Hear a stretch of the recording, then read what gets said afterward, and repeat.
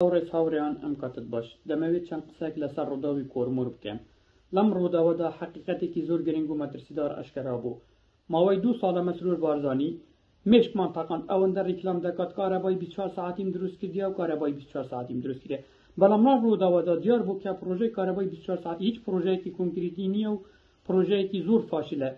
لەگەڵ یەکەم هێرشدا 90% خەڵکی هەرێمی کوردستان لە ماوەی 2 ساعتدا بێکارە بماون. لێرە دیار دەبێت کە ئەم پرۆژەیەکی زۆر فاشلە. سیرکن لە کام وڵاتی دنیا هەیە حکوومەتێک 90% مەسیری کارەبای هاوڵاتیانی خۆی گرێ بدات بە تانکێکی غازەوە. دەیان شاخی بەرزمان هەیە، دەیان ڕووبارمان هەیە، دەبێت سەرچاوەی جیاوازی کارەبامان هەبە. مەسەلەن پەروانە لەسەر ئەو شاخانە دانابا، لەم ڕووبارانە تۆرباینی ئاوی دروست کرد باکو کارەبا لێ بەرهەم هینابە، بەڵام ئەوانە هیچیان دروست نەکردیە.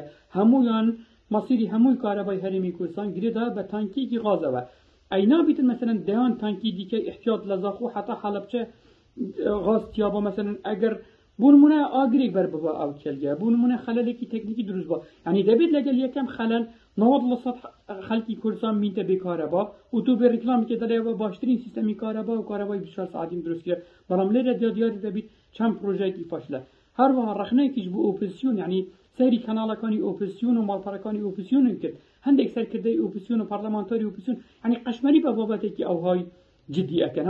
یەکێکیان فانوسیان هەلگرت، یەکێکیان مومێکیان هەلگرت، یەکیان نازانم دەچیتە کولانێکی تاری ڤیدیۆ ئەکاتن. ئەوە قەشمەری بۆ مۆزوعە دەکەن. نان بە زانستیانە قسە لەسەر ئەم مۆزوعاتیان دەڵێن ئەو پرۆژەی مەسرور بارزانی دروست کردیە پرۆژەیەکی کۆنکریتی نییە، بوو ئەتو دەیان خەزانە احتیاطی غازی نییە، بوو سەرچاوەی کارەبا هەموو گرێدای بە تانکێکی غازەوە.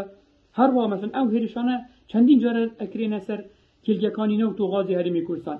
حکوومەتێک بێتن و بانگەشە بکاتن و ئەوەندە هەزار نازانم ئاسایش و پێشمەرگە و فلان و ئەوەم هە، بەڵام چەندین جارە هێرش دەکرێنە سەر ئەو کێلگانە. مەسرور بارزانی کە سەرۆکی حکوومەتە جورئەتی نییە ناوی ئەو گروپانە بڵێت کە ئەوانە هێرش دەکەنە سەر ئەم کێلگانە. داوا لە حکوومەتی عێراق دەکات و نازانم داوا لە ئەمریکا دەکات، بەڵام ئەخۆ جورئەتی نییە قسە لەسەر مەسەن ئەو مۆزوع بکاتن بڵێت فلان گروپە فلان کەسە هێرش دەکاتە سەر ئەو کێلگانە. هیویدارم ئۆپۆزیسیۆن پێداچوونەوە بە خۆدا بکاتن، بە جدیانە بێت لەسەر ئەو مۆزوعە قسە بکاتن، نێدن گاڵتا و قەشمەری بە مۆزوع بکاتن. و هەروە حکوومەتی فاشیلی مەسرور بارزانیش دەبێت پێداچوونەوەیەکی جدی بە مۆزوعی بابەتی کارەبادا بکاتن. ئەیگریمان ئەوە هاوین بۆ مەسەن دەرەجەی حرارەت لە باشووری کوردستان دەبیتە 45، یعنی خەڵک ئەخەنکێت لە گەرماندا، هەر باشە هاوینە بۆ زستان بوو.